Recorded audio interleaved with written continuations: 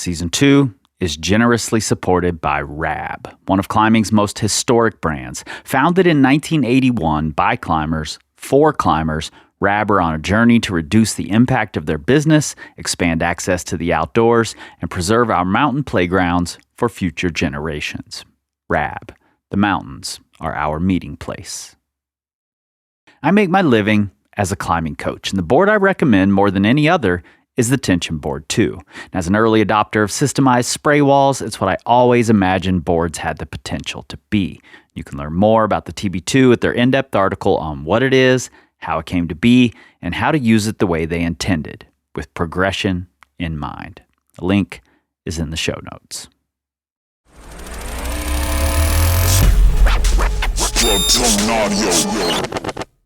A big part of my research for pretty much any UK climber ends up being, first, climbing-history.org, run by Remus Knowles, who's also been on this podcast.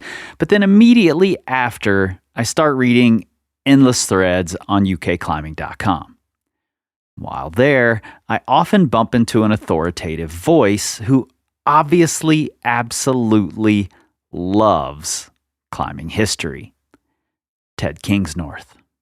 I first came across Ted's name when he made an extended effort to climb Just Do It at Smith Rock, a route whose history we detailed last season, and I'm fairly sure that Ted's descriptions of the route influenced the episode.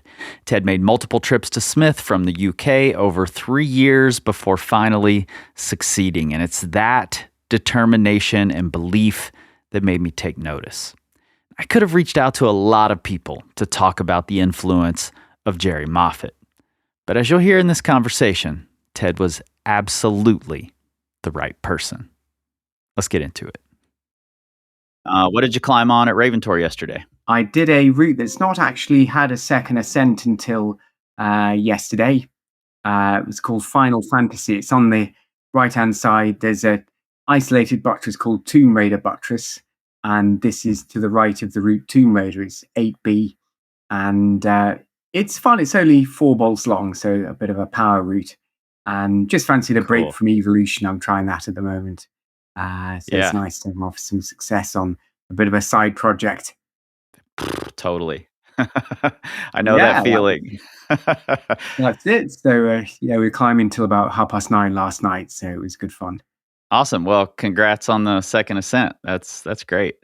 Thank you. Can we jump right into this thing? Certainly, yes. Yeah. Okay. First off, what year did you start climbing? How old were you when you started climbing? I was 16 years old in 1993. And my dad took me to a climbing competition in Birmingham, which was actually commentated on by Jerry Moffatt. And that really got me inspired. So it was the Climbing World Cup, I believe, in December 1992, actually. I remember watching Yuji Huriyama, Elie Chavot, and Francois Legrand, and just thinking, this looks amazing. And so I wasn't aware of who Jerry Moffatt was at that time. I think I was 15. Then after that, I joined a climbing club, the St. Helens Mountaineering Club, and they took me climbing at the local quarries, and I went to the Lake District and seconded trad routes, and then went to university and got into it from there. So I've been climbing about 30 years now, I guess. Yeah, I'm just 30 years this year myself. So you were kind of at the near the tail end of Jerry's heyday. He certainly still climbed some things. Did he do the ace after that, I think? I think he did that in the year 2000. So I remember reading about that. Yeah, that's what I thought. So he had another, 8 years or something. He did Dominator, I guess, around the time that I think that might have been started. About 1993. I remember reading about that in the magazines. I had a poster up on my wall of him on the crux of Dominator. I remember that.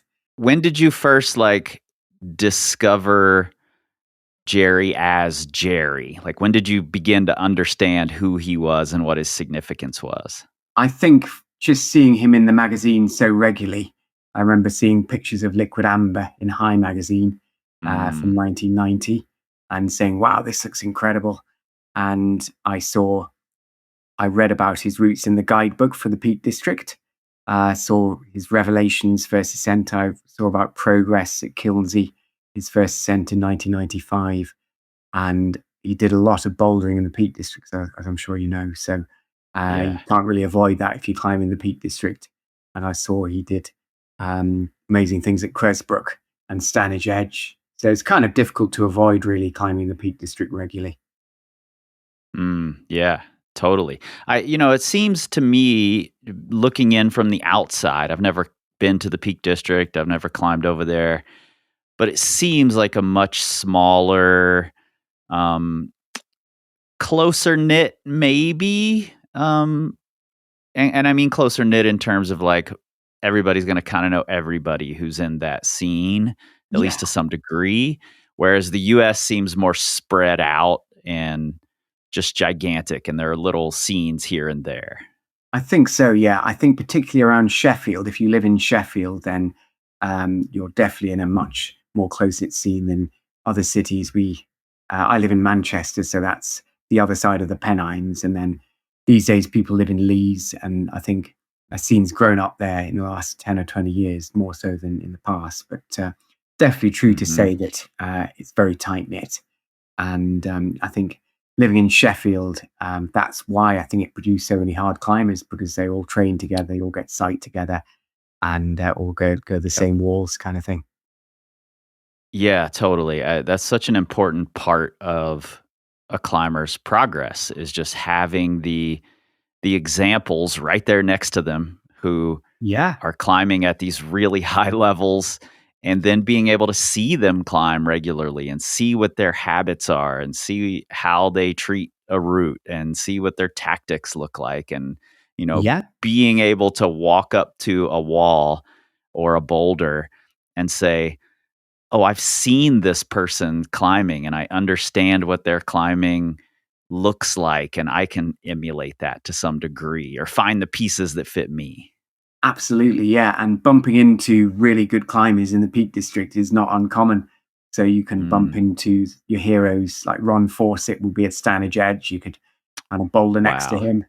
And I never actually had the fortune to climb with Jerry Moffatt, but I think I saw him once or twice at maybe on the Gritstone, but certainly Ben Moon and Martin Atkinson and many other noteworthy climbers.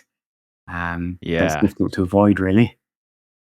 Do you remember the first time you saw Jerry? I think I saw him in 2003 when he was climbing at the Foundry, his climbing wall in Sheffield, and I remember him Yeah. bouldering around on the wave. And I think that was probably the last year that he was training seriously, because I remember Mhm. I think he must have been 40, and I remember overhearing him talking about coming up to retirement, and he didn't want to be climbing any longer going into his 40s. I do remember that. But he was still very strong back then. That must have been the year after he did the ACE or something. And then I remember reading in the magazines he went to South Africa and had like his final hurrah. I think he did Mm. 8A plus out there, and then must have just decided to sort of quit very hard climbing after that. We talked a little about, I mentioned the idea that you can walk up to a route and say, this person did that. And that's really important for progression to be able to Yeah. see that person and have that example. Was that ever something that drove the way that you've climbed? Because I know you have spent some time on historic routes. So, Yes. like, where does that rank in the reason that you're trying a route? Very highly. I think the first famous route of Jerry's, which I was really psyched to try and do, was Revelations. That was in 2006. So I'd done Rooster Booster in 2002. That Mhm. was one of my first 7C pluses. And that was, I remember reading that was a Jerry route. So I was really pleased to do that one. But the real Revelations, that was a big one for me because I found that very, very hard. And a big one for Jerry. Yeah, yeah. I think back then it might have been 8A or 8A plus, but I think the lip of the Crux pocket is broken off due to blowtorching in the 80s. And I Mm. think it was on somebody's mantelpiece for many years and then got lost, the lip of this pocket. So now it's absolutely desperate. It's a grade harder than what it used to be, or maybe 2 grades, 8B. So it took me 9 days to do that one. So I was very, very pleased. I think the main reason I tried it was because it was a Jerry route and it was such a famous line.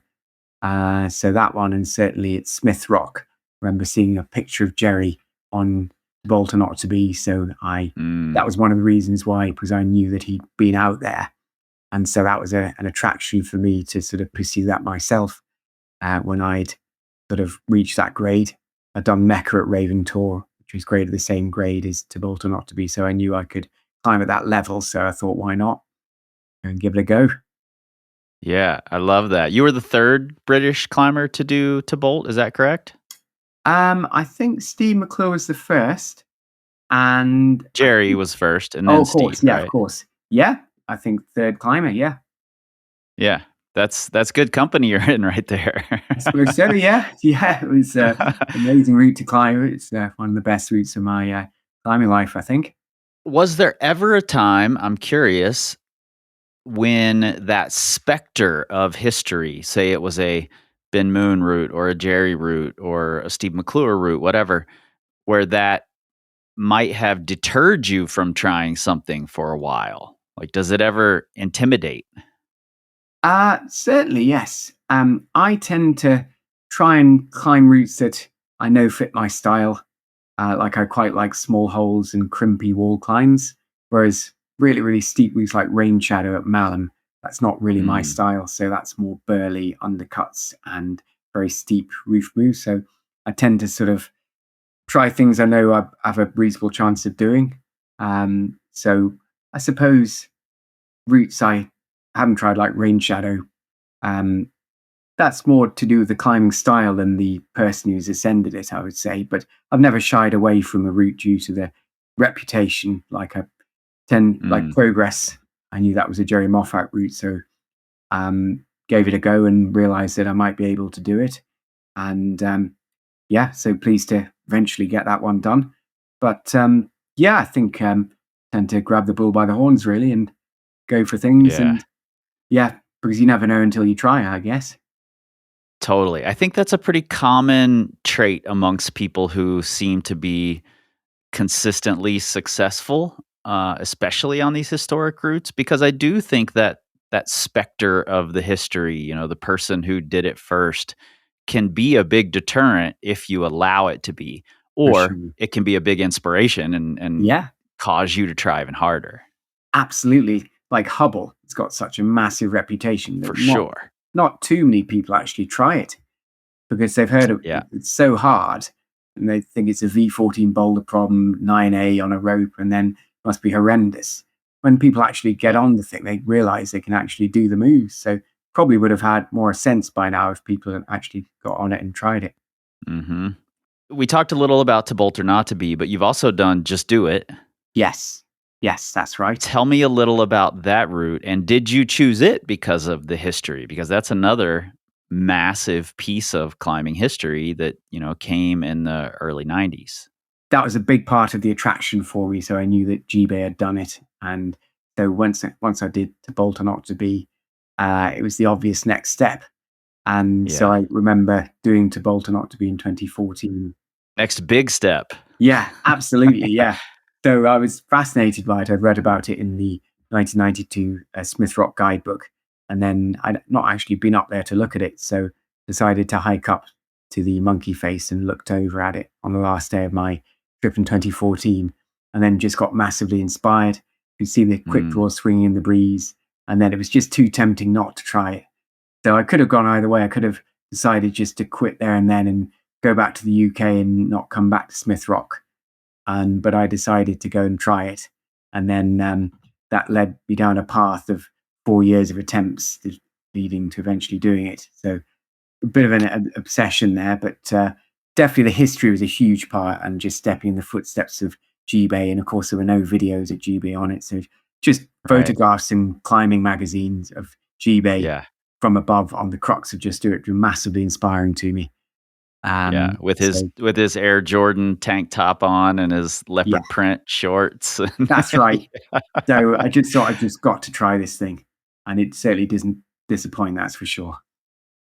Yeah, I'm actually going to see G-Bay next week. Oh wow!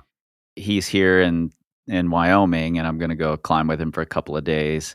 Oh, brilliant! And I'm curious. Do you know about his sort of obsession and multiple trips to do just do it?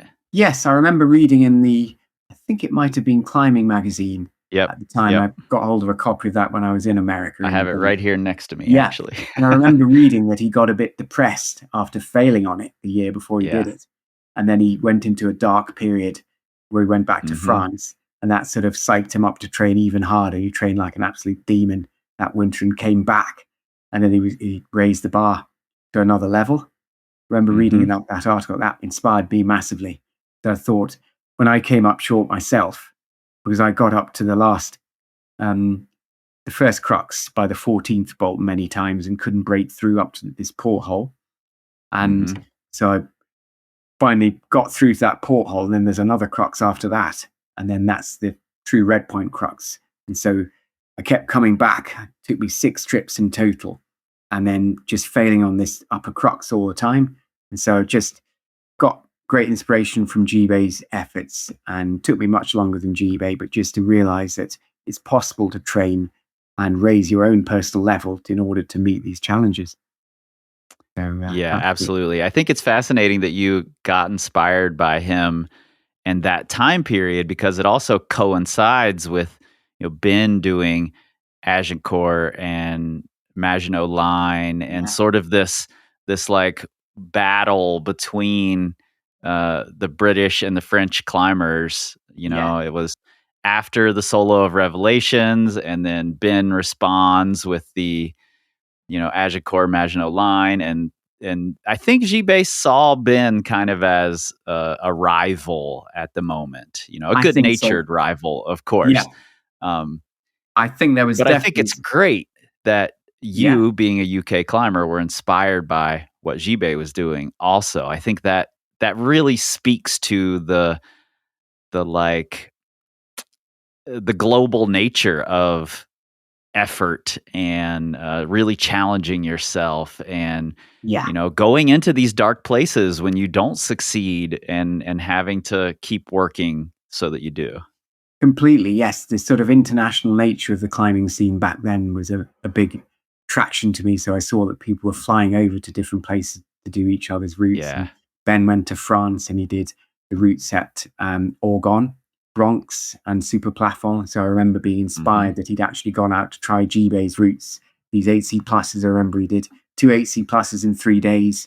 And so that was a real purple patch for him. And so it was all sort of interconnected in many ways. And I remember reading that Men Grading Badly article in On the Edge, and saw how I love that article. Yeah, fantastic. Battle of the Grades there. And all the routes were being ranked. And then, of course, Akira came out at that time, the ruling route. It was always fascinating to me what were the hardest routes in the world. And then I think Just Do It was mentioned in that Men Grading Badly article. And then there was a bit of a question mark over the grades. So I remember reading, I think somebody had written, how can this be 8C plus? This must be 8C. So it was being graded from across the Atlantic. so I thought maybe I'll go and find out for myself what the true picture is. And then it turned out that it definitely was 8C plus, I think, in my view. Oh, that's cool to know. Did you climb anywhere else other than Smith? Have you climbed in the U.S. elsewhere other than Smith? I bouldered in Squamish, and I've been to Yosemite. Didn't climb at a very high level there. It was a long time ago. And yeah, I think I bouldered in Bishop and bouldered in Hueco Tanks just recently, but not too much sport climbing. But I'm definitely overdue a trip to some other international, some US destinations. I really wanted to climb in the Red River Gorge. What was that? Oh yeah, that's where I grew up climbing. That's my home. It has a big piece of my heart. So yeah, I have to go there, because I always remember, if I keep going to Smith Rock, I'm missing out on all these other places. So it's definitely due a visit sooner rather than later. But it seems like Smith is a big draw for you, though.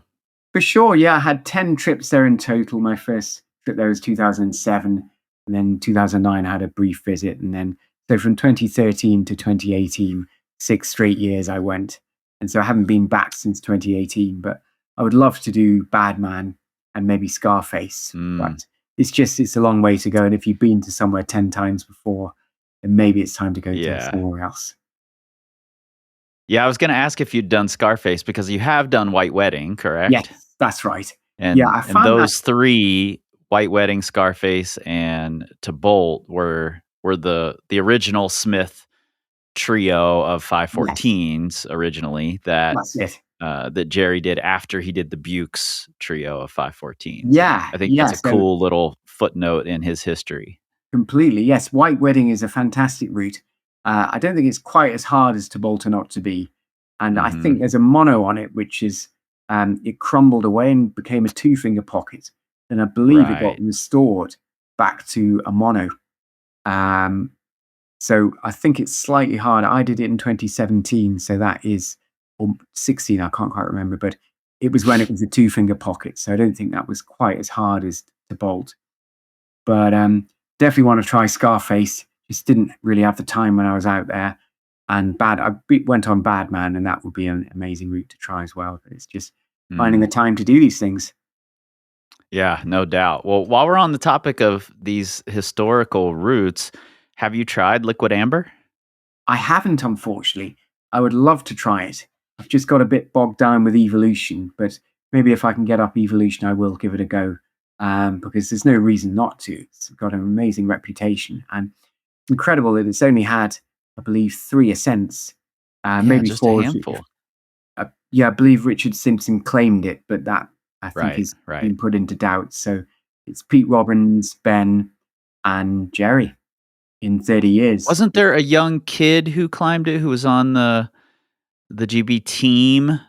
Oh yeah, I think you might be right. Yeah, I'd have to look that up, but I think you might be right there. I think there was. I don't remember his name, but I believe he was like a 17-year-old team kid who did it. Yeah, I think the Big Bang has got more sense, but still not many. Mm, I think with it being a tidal crag, it's slightly further away yep. from Sheffield than Yorkshire Raven Tories. But I don't know why. I think Alex Megos went down there. I didn't really like the place too much, but definitely needs a few more ascents, that's for sure. Yeah. But the reputation of the route is very high quality, I believe. It's sort of in this interesting place in climbing history because it happens shortly before Hubble, so it sort of gets overshadowed by Hubble. Yeah. At the time, it was the first 14B, 8C, I guess, in the UK. Yes. But then, because Ben does Hubble, which is not only the first, at the time, graded first 8C plus in the UK, but also in the world, Yes. it totally overshadows liquid amber. But now, if we adjust for grade switching and we call Hubble 9A, and then liquid amber moves up, Yeah. which some people have suggested, then that makes liquid amber the first 8C plus in the world. Yes. But giving it that title retroactively still doesn't give it the same attention that No. it might have gotten otherwise. I think just looking in pure grade terms, I think there's no doubt it is 8C plus because Mm, it is utterly desperate from all accounts I've heard yeah, and very, very sustained. It's turned back some very strong climbers. Nick Sellers, who did I think right. the second ascent of Progress, he took him Mhm. 24 days to do Progress, and he did Evolution very, very quickly. I think he did it in less than a week, Evolution, or it was certainly a short time. So Mhm. he tried Liquid Amber, and I think he didn't. He definitely didn't do it, but I think part of that was not having a car. I understand. So if he'd had a car, maybe he would have done it. So he's tried it, and it's turned back a few strong climbers over the years. But again, it might just be the reputation that's putting people off. Right. But climbing down there is difficult because the tides mean you've only got I think it's a 5 hour window before the Mm, tide makes it impossible to climb down there. So that's probably part of the reason. But yeah, I think it probably was the first 8C plus in the world, but it's difficult to sort of put a label on things retroactively. right. And like Right. Hubble, I mean, it's definitely 9A, but can we call it the first 9A? It's difficult to shoehorn that into history in some ways. Right. Yeah. That's one of the interesting things I've come up against these past couple of seasons of the podcast are, I had a great episode with both Buster and Alex Magos discussing Action Direct and Hubble and which one should be considered the first 9A and what does that mean and how do we how do we interact with that, Yeah. and it's a really interesting conversation. I go back and look at other sports and how they handle it when rules change and Yeah. things like that, and how they deal with their records in those cases. And it's Yeah. just a really interesting thing. And ultimately, for me, it comes down to there were these groups of people at the top of the sport pushing each Yes. other and pushing the grades and moving the sport forward. And that's the really important part. I think And so. Ben and Jerry can't be overlooked. And I think that Liquid Amber, Hubble, Time really speaks to the power of those two and them pushing each other. Like Completely. Jerry went and did Statement of Youth really quickly after Ben did it. And then Yes. Ben did Liquid Amber really quickly Yeah. after Jerry did it. And they had both been trying Hubble, and Jerry leaves for an event and Ben does the thing, Yeah. So It's amazing how that sort of all played out. And I think Ben and Jerry were on a very, very high level back then. It's evident from looking at progress. Jerry did that in 4 days, and he nearly did it in 2, I understand. I remember reading about that in High Magazine at the time. And that was an incredible performance because, it took me like 100 days to do it. It was just I found it very, very hard. So, and Ben wow. doing Liquid Amber in 6 days, that's an outstanding Yeah. performance. So I think those guys were in another stratosphere, really, which I think it's easy to overlook looking back. Real talk here for a minute, Ted. How much do the conditions or the tough to get conditions in the UK play into the popularity of these routes? Like you just said, Liquid Amber is tough because it's a tidal crag. Hubble obviously is going to be much harder when the conditions are bad. So how much does that play into the popularity of these things? Plays a big part. Certainly at Kilnsey, we have a big problem with seepage. So the crags can turn wet overnight in the middle of the summer if there's a big storm. You could be trying a route on North Buttress, maybe Progress or Northern Lights or True North. And then you're getting really, really close. And the next day it turns into a waterfall and you can't climb it for 3 weeks. So it makes That can it be very so difficult. frustrating. Yeah, to get the continuity. That happened to me on Progress. I get very, very close, get up to the red point crux, fall off. Think, I'm going to do it next session. Then you turn up a week later and it's unclimbable. So seepage is one thing. And then also generally conditions. It can be very humid and hot in the summer, certainly at Raven Tour. So you've only really got 2 months in the spring and 2 months in the autumn or fall. So you've got to really play your cards right. I suppose some areas around the world have the same problem in terms of being climbable only in spring, but it can certainly be pretty grim in the UK. It can be very foggy and wet and rainy. So I think it plays a big, big role.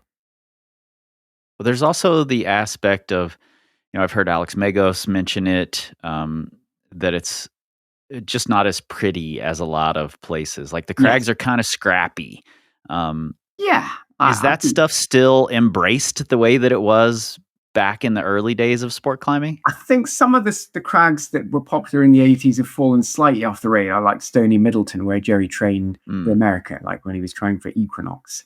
He climbed in Tom's Roof and -10 wall, which I don't know if you've seen One Summer, the iconic. Absolutely. Yeah, so you see Jerry bouldering around in Tom's Roof and then Ben doing the Megatron Dyno and the Young American and Pinch 2 on nobody really tries Pinch 2 anymore. So that eliminates stuff that's off the radar. But people still go to Raven Tour. And I think it's not too eliminate compared to Stony. So that's still very, very popular. I don't think it tends to bother people too much. Because I think Raven Tour, I think Alan Watts famously drove past Raven Tour thinking it was a road cut. So that story is like the legendary tale about Raven Tour I tell everybody who comes to the crag. So it's definitely not the most pretty crag in the world, but holds a special place in most UK climbers' hearts, I think. So I think most people tend to sort of overlook the slightly less pretty nature of UK cracks. Yeah, totally. I remember reading that story in Ron Fawcett's book, and I asked Alan about it, if he knew that that story was in Ron Fawcett's book, Yeah. and he's like, "No, I had no idea, but yes, that's true. I absolutely drove right past it and thought that Yeah. can't be it." No, it's funny. It is quite impressive crag Raven Tour, but I've definitely seen better. It's not a Seiyus, that's for sure. Well, because I've been, really digging into a lot of the UK history not only while writing about Jerry twice this season, but also I went on a sort of a side quest to understand the women of the 80s better. And there was a lot of the UK there because of what the Pinnacle Club Yes. did early on in getting, women involved in climbing, and the women's meets that they did. Yes. And so I've been really digging into UK climbing history, and it's made me look at what I have available to me quite a bit differently, because it seems like, especially in the Peak District and, the limestone in that area, that they were just maxing out anything they could. Things like Crag X, what's called Crag X now. Yes. Um, It's just like a scrappy little limestone band, Yeah. you know? Yeah. And here we have limestone boulders everywhere that I Wow. just have never even considered bouldering on, because we also have granite boulders nearby. Yeah. And now I'm thinking, wow, I've seen some incredible limestone boulders that I need to go check out and, play on some of these more scrappy areas that I can just do a quick afternoon session on.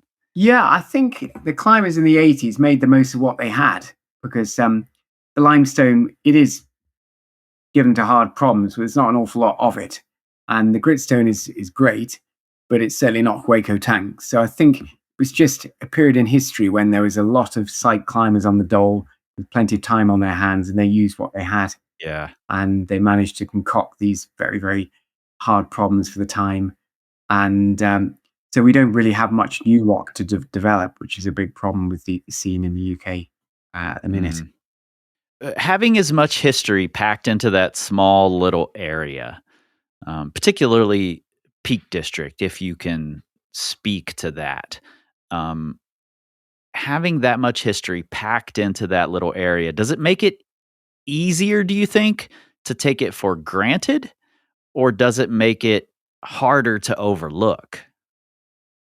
I think possibly we take it a bit for granted because we're lucky to have this rich history of Jerry's roots and Ben's roots and all the gritstone that we Mhm. have. So maybe there's a risk of us assuming that every area is like that and has that depth of characters and versus sense and the sort of storied history. Yeah. So certainly some of the more modern areas in Europe don't have that depth of history. So maybe we've been guilty in the UK of overlooking that. Um, but yeah, I certainly try to value it as much as I can. And I realize that they're unique things that we have, like the gritstone erects and the bold climbing, which I don't do any of myself, but that's not very, very common to have E8s on your doorstep that you can just go and Right. try and top rope and maybe get someone up the courage to lead. That's something which doesn't grow on trees. Um, so, yeah, I suppose it's difficult to avoid taking it for granted in some ways. Yeah, well, I'll also say this as an outsider looking into that scene as much as I can. Um, when I'm searching around on the internet for information about things that happened in the past, the UK, at least the online scene, the message boards and, UK climbing and all of these places Yeah. are definitely the richest in conversation about history. And I Yes. see your name on every single conversation I end up bringing up. So I know you're very invested in that stuff. So Yes. I really do appreciate that about the people there, is that you're still having these conversations about what happened back when. And, I can hit Remus up and ask him a question, and he's like, "Oh, well, I remember this thread. I'll link you to it. And Yeah. here's this article that there's a PDF of, and here's what I've heard." And so it's cool that people are still really digging into it. Yeah, we're lucky to have that. Do you think the younger climbers engage in that at all, or do they understand the history there? I think there is a danger that a lot of the younger climbers, they only look at things on their phones and electronically. So maybe they're Mhm. not reading books so much. So a paper Mm, guidebook, they wouldn't really know so much about the history that might have been written in the history section. So right. there is a danger of that being lost, I think. So The I think it's, sections that you and I read over and over and over. yeah, like the start of the 1992 Smith Rock Guidebook, or the Yeah. 1995 Rock Facts to the Peak District or something. Mhm. Um, so, yeah, I think maybe they are starting to lose that history, but I think they still revere Jerry Moffat's legacy and Ben Moon's ascent. So they're still very much in the common currency, as it were. Um, so, Yeah, well, yeah, I think hopefully there's that, been a good job done of, like, um, there was the Statement of Youth documentary, and then, um, The Real Thing was re-released yeah, online just a couple of years ago, and yeah, so I think there's been a great job of, like, keeping that legacy alive and showing that it's really not so different than what is going on today, just the levels have changed now, but I the think so. attitude and the spirit is still the same. Definitely. And I think it's definitely a case of less was more. So if you only had Mhm. a few DVDs, like One Summer and The Real Thing and Buke's 8C, then and that's Yeah, all there yeah, was to see. So they became imprinted on your memory. Whereas now there's so many YouTube videos. Maybe if a good one was made about you just forget it the next day. yeah, So it might become a bit more fragmented in future years. I hope not, but there is a danger of that. yeah. You started this conversation out, or we started this conversation out, and you mentioned that you overheard Jerry talking about being close to retirement Yes. when he was 40. How old are you right now? I'm 47. You're Yeah, I'll be 47. I 48 just in turned 50 last October. wow. Um, I did my 100th 513 on my 50th birthday. Wow. So you and I are lifers. Like, we're still For sure. chasing it. We're still trying to climb hard in our older years. Yeah. Quote unquote, air quotes here, older years. I Yes. hope to continue doing this into even older years. So, Yeah, yeah. and the people like Russ Clune. Russ is a good friend of mine, and he's still getting after it. And I just spoke with Alan Watts yesterday, and he's having a hip surgery and hopes to get back after it right after his hip surgery. So, Oh, awesome. is does the fact that Jerry stepped out, does it taint his legacy in any way? Does it take away from it? How do you feel about it as someone who's so dedicated to being a lifer? For me, I don't think it taints it in any way. For me, it is what it is. And whilst it would have been cool, I suppose, in some ways, if he'd carried on, he could have probably done more 8Cs and maybe a 9A. But yeah, in some ways, it's a good thing because he stepped out at the top and Mm, he didn't see any decline in his performance over the years. He was literally climbing Font 8B and 8C plus, and then he stopped. So, and that was pretty much the top level of the day. So, I don't think it taints it for me. And it would have been nice to have him still around climbing for the next 20 years, like some of his contemporaries. But yeah, I think maybe he's played a smart card there because he doesn't need to see his slow decline, which is inevitably happens to everybody. And yeah. maybe it's nice just to box it off. I mean, footballers retire at age 35, and anybody in a mainstream sport would retire. So maybe it's not so different to that. I suppose Jerry had the perspective of being a professional. So that was Mhm. his life, and he got his income from that. Whereas I think being an amateur, so I'm a teacher, so I do it in my spare time. I've got a different perspective. So I Mm, think for me, it's more than a hobby, climbing. But in some ways, it's not. Well, it's not how I earn my living. So I can dip in and out of it as I want. So I have a different perspective from Jerry. But yeah, then there are other people who have, like Stefan Glovatz. He's kept climbing mhm. throughout, and many more we could mention. So I think it's just a very personal decision for the individual in question. Yeah, and I mean, you've got Steve Mack right there on your doorstep also, who, Yeah, is still going at a high level, well past where a lot of people think retirement age is. yeah, it's so inspiring, and I don't think Steve's slowing down at all. I've climbed with him at Raven Tor the other week, and he's still incredibly strong. So Yeah. great to see, and that's the great thing about climbing. It's just it can include people from all the walks of life and stages of their career, and nobody really sort of is too bothered about. Um, Certainly on the amateur scene, how well other people are doing. They're more focused on their own performance. Absolutely, and I agree with that completely. I just watched a video the other day, a short clip of Alex Honnold and Chris Sharma talking about how, from Chris's perspective, comp climbers are underachieving outside and they're spending all this time focused on comps and preparing for comps when they could have been having a better experience outside and climbed harder things. And, I can see where he's coming from, but we all look at climbing differently and we have that ability. So, somewhere out there, Tomoa Narasaki sitting there thinking, wow, Chris Sharma wasted all his time climbing outside when he could have been the greatest comp climber we've ever seen. Yeah, So we get to look at this thing from all these different perspectives and interact with it the way we want to. And I think Jerry cutting it and, walking away from trying to climb hard and, he's still in the climbing community. He's still a part of it. He yeah, still shows up in videos and, definitely. meets the best climbers when they come to town and shows them his problems. And so he's still interacting with this community. It's not like he just left it behind and said, I'm never engaging with climbing again. That's But it.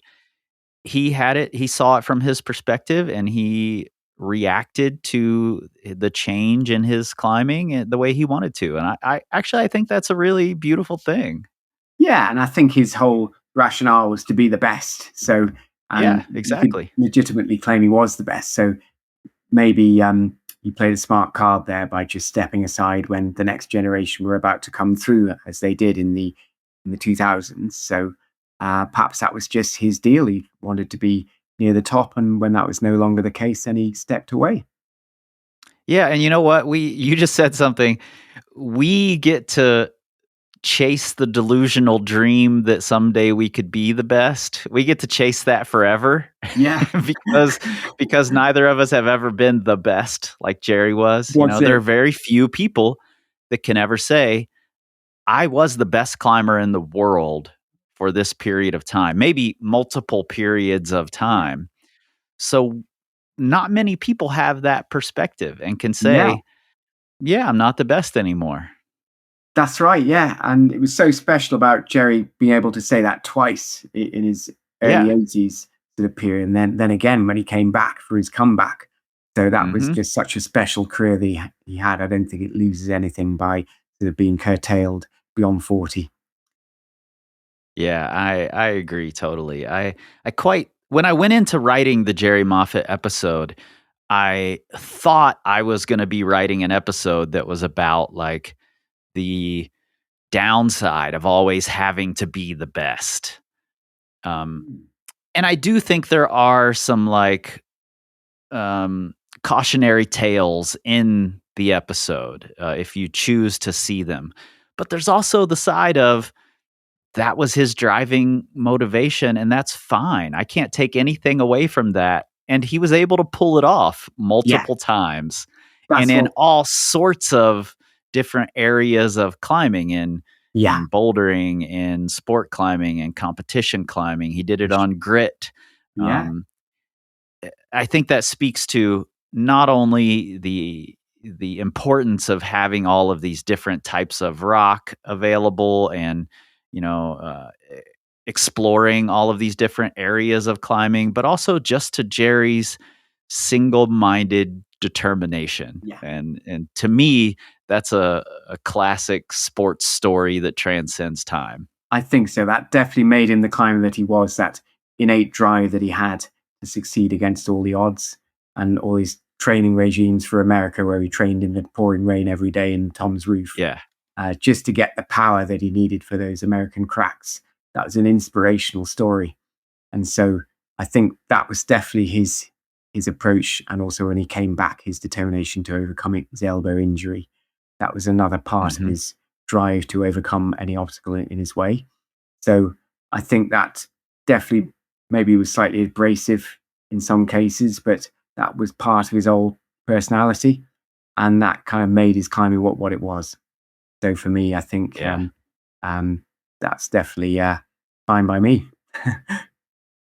Well, I love that. I'm glad I reached out to you to talk about this because you're so steeped in the tradition over there without holding it up on some pedestal and saying everything has to, you know, look like this. I think it's Yeah. important to evolve. I think I admire Jerry's honesty. I mean, he was Yeah. competitive, but at least it was out in the open. So you saw what you got there. It wasn't sort of hidden Mhm. away in some sort of ego that was not on display. Yeah, he was unapologetically Jerry. Yeah, yeah, that's right. So it wasn't for everybody, but I suppose that's what made him who he was.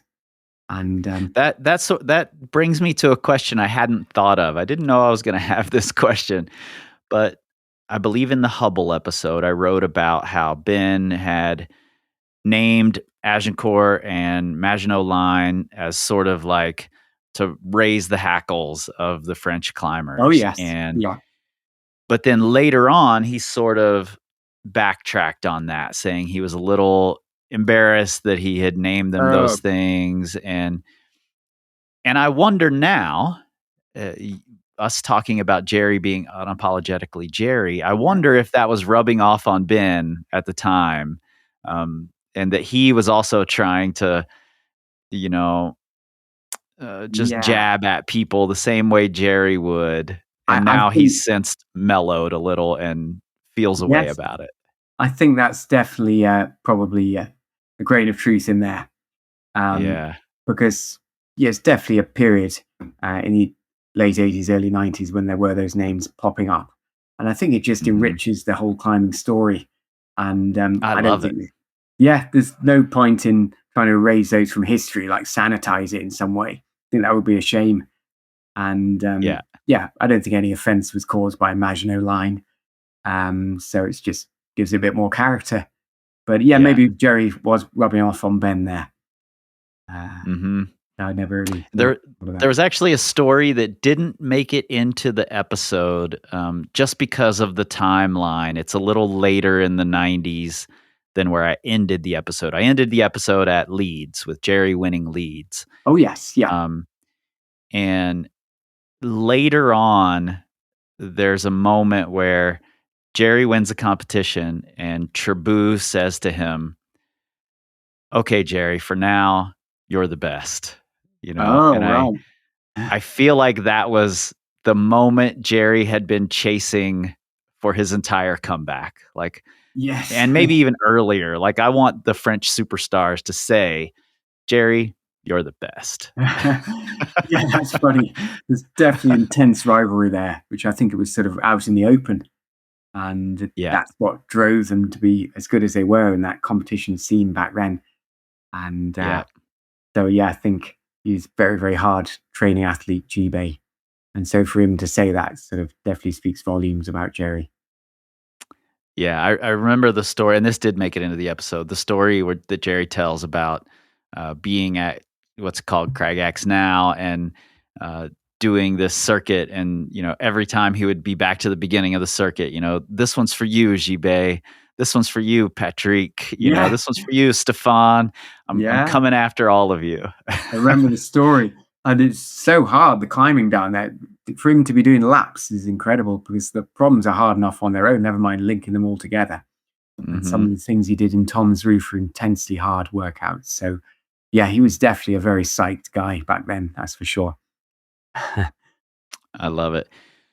Before we go here, Ted, does this, I'm an older climber myself, air quotes, older climber myself, who there are definitely ups and downs in my motivation. There are times when I just want to really focus on work and make cool things to give to the climbing community. But then there are times where I want to be more selfish and focus on my own climbing and trying to climb hard things. Does the history play a part in your motivation? Like, do those stories about Jerry, doing these circuits and, this one's for you, Jibé.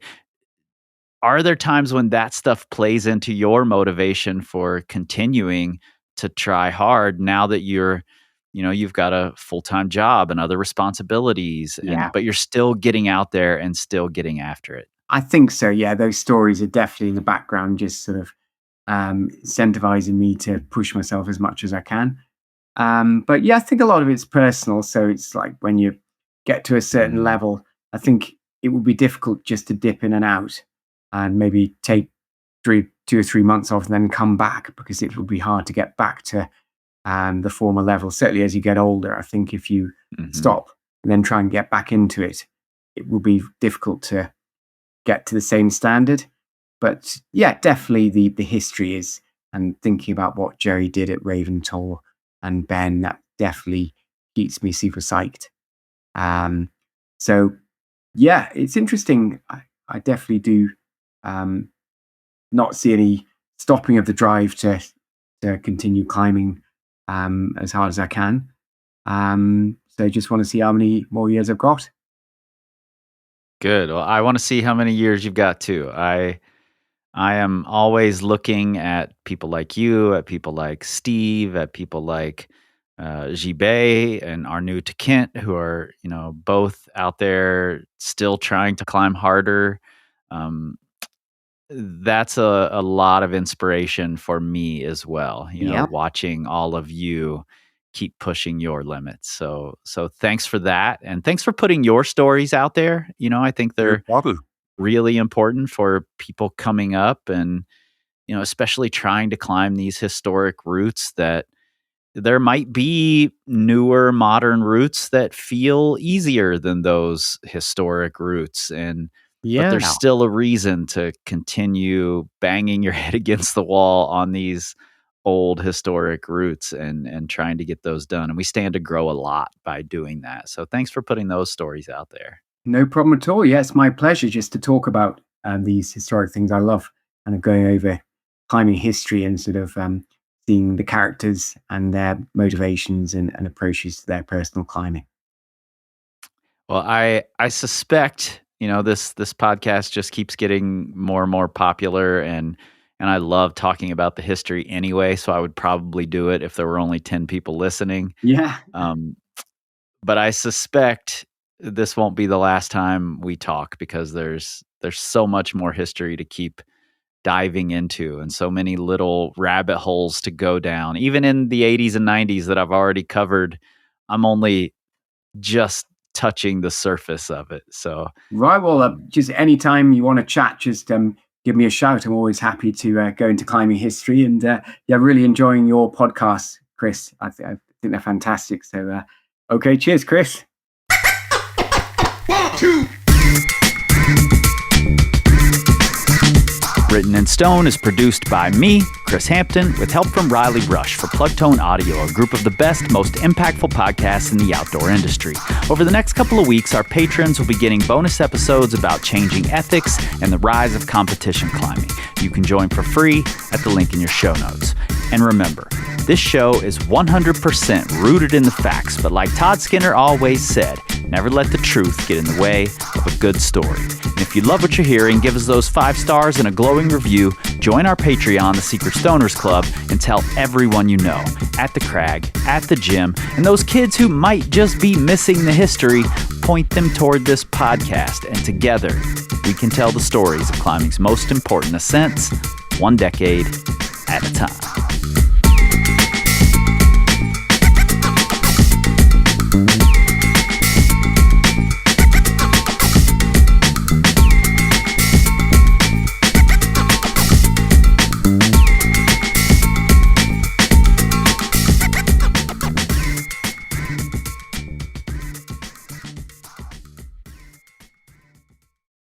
What's up, Secret Stoners? First things first, big shout out to our newest rock star, Andrew. I appreciate your support, and your support put us over my 2025 goal.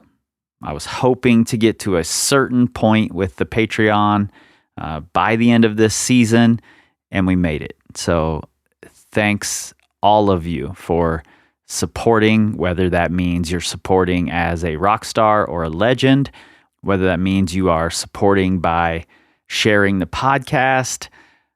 I appreciate it. It means the world. I really enjoyed this conversation with Ted. Talking with somebody else who just gets visibly excited discussing history, and you can hear it in Ted's voice, how much he loves this and how much he reveres it and how much he uses it for his own motivation. I love it. And not to mention, Ted's 47, still climbing 514 plus, still pushing hard, still trying to climb these great historic routes. He's working on evolution at Raven Tour right now. So Ted, fingers crossed for you. Good luck, and thank you for doing this. Now, interesting things happened this week. First off, I'm, as usual, you guys have heard this 100 times, I'm feeling behind because I spent the whole week, most of the week, working on the Written in Stone Season 1 book, the 1990s. Lana, my office manager, has been hard at work.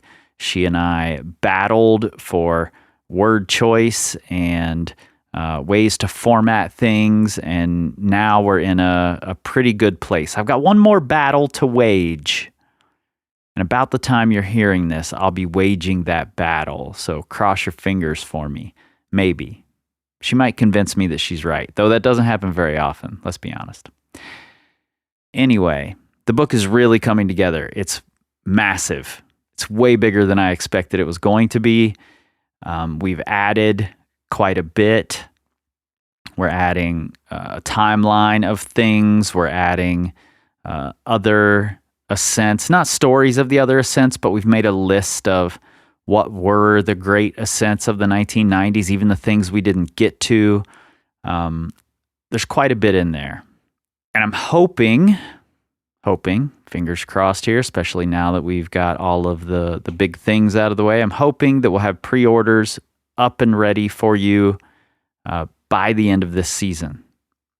And we've only got a couple of story episodes left after this one. So end of the season is coming quick. I also now have all of the interviews for the season done, I believe. There may be one more. I might try to get one more. We'll see. I've had some really fantastic conversations around the next episode that's coming out. It's a really fun one. I think you're really going to enjoy it. And while working on the book this week, we came up with some cool bonus items that I also think you're going to enjoy. So lots of things happening, lots of things coming. Now, let me tell you some of the other interesting things that happened this week. I got a message from Jerry Moffatt. He loved the podcast. He took issue with one small part, a story that I was told. He said, not true, totally not true. He gave me his version of it. I've gone back and I've corrected. I kept the legend in there that I'd heard and made it a learning moment saying, look, here's the legend, here's the memory. What's the fact? No one can be totally sure. I believe Jerry. This is why I believe Jerry. Let's move on. So I went back and I corrected. And I really appreciated Jerry's, when he sent the email, the first line was something to the effect of, I just wanted to tell you how great the podcast was and how much I enjoyed it. And then I thought, oh man, he's about to go in. And he didn't go in at all. He just said, it wasn't like that. It happened this way. And gave me his phone number and said, call me. Let's talk about it. I'll tell you the real stories. So that was very cool. And I will be calling Jerry Moffatt soon.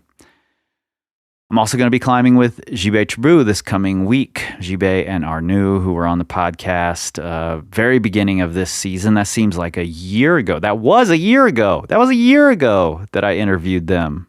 And I'm still in this season. Wow. That just put things into perspective. I love it. I've been working on this season for an entire year now, officially. Anyway, I'm going to climb with them and hopefully get some more stories for you all. We'll see. See if there's time to break out the microphones. They will certainly be with me.